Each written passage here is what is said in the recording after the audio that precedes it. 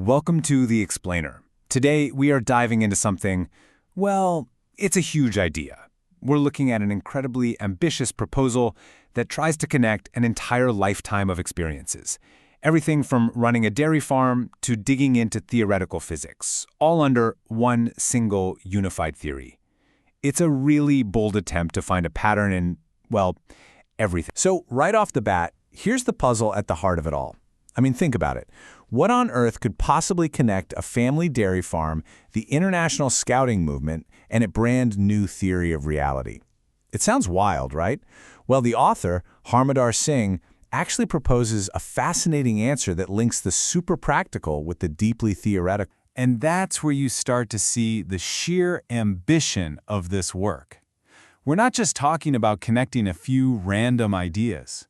This is a proposal for a kind of personal and universal theory of everything. So the whole idea here is about pulling everything together. The author takes all these different threads from his life, his family's work, his education in both India and Australia, his social work, and he tries to weave them into this single framework that covers philosophy, psychology, and science. So where does a theory like this even begin?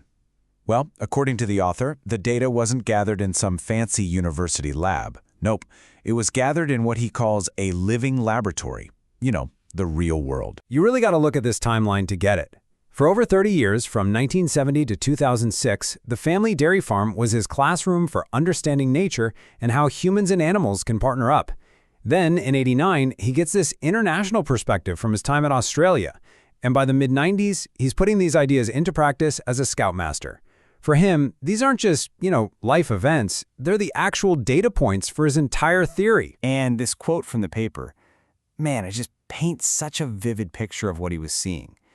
He's describing all these different animals, cows, buffaloes, even dogs, cats, and rats, all drinking water together peacefully. It's this incredible snapshot of natural harmony, of balance in a really complex system that just stuck with him. But, this living laboratory wasn't always peaceful and perfect. The author talks about a really bad bus accident that happened after a scouting camp. And here's the key part. He says that this traumatic event, with its mix of good and bad memories, was just as important in shaping his ideas as all the good stuff. The whole worldview has to include both the harmony and the hardship. Okay, so after decades of collecting all this real-world data, a central concept starts to take shape. And to really capture this framework, the author comes up with a completely new word for it. He calls it Philselfology. And the cool part is the meaning is baked right into the name. So you've got Phil for philosophy, which is all about public ideas. You have self, which points to our inner world, things like psychiatry and our partnerships. And then ology for science, like the private systematic study you'd find in psychology. He's literally trying to build a bridge connecting the public, the personal, and the scientific. And this is where it gets pretty clever. To build that bridge, he uses the acronym PPP, but he gives it two meanings. On one hand, PPP is the familiar public-private partnership you hear about in business or his veterinary work. But then he redefines it as philosophy, psychology, and psychiatry, the three pillars of Philpsychology. See what he did there? He's tying a real-world, practical business concept directly to his new philosophical one. All right, so once this framework is defined, he then uses it as a tool to connect a truly mind-boggling range of different fields. He lays out this three-step model for how research and development could work. Step 1 is the foundation. You combine philosophy, psychology, science, and math.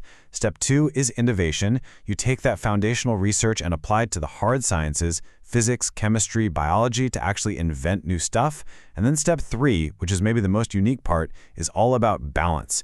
He suggests using cymatics, which is the study of how sound and vibration create visible patterns, to manage and harmonize the whole process. This whole huge ambition even gets boiled down into a core equation.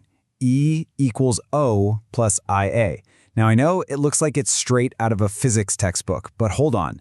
The terms actually come from his own unique worldview. He defines O as light and A as vibration or sound.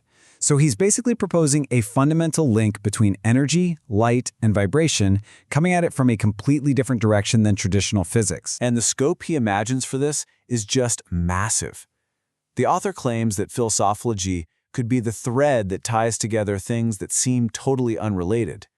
We're talking about connecting hands-on STEM skills, ancient knowledge like alchemy, and even huge global ideas like UN citizenship and the scientific quest for a theory of everything.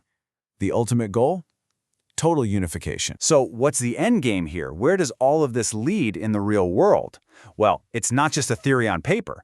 It's actually a blueprint for a brand new kind of institution. His ultimate vision is something called the E.K. Gurmukhi World R&D University.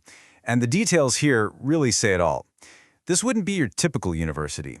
It would be an official R&D institution, yes, offering advanced degrees. But, and this is a big but, it would also award honorary degrees for real-life experience, like in scouting and social work. The entire mission is to blend ancient and modern knowledge and to build the whole school around Philselfology as its guiding principle. And this approach, it totally flips the script on what we think of as academic achievement. So on one hand, you could get a formal R&D degree like a Doctor of Science by combining two different fields to create something new. But then on the other hand, you could get an honorary degree for, say, more than 10 years of dedicated social work. In his system, deep, practical experience is deliberately put on the same level as high-end academic work. So, in the end, we're left with this one massive question. Is it even possible? Could a single framework really do all this? Could it truly connect the dots between running a farm, leading a scout troop, and understanding the very fabric of the universe? The author's work doesn't just give an answer, it challenges us to even consider that such a grand unification might be possible. And that's a pretty big thought to chew on.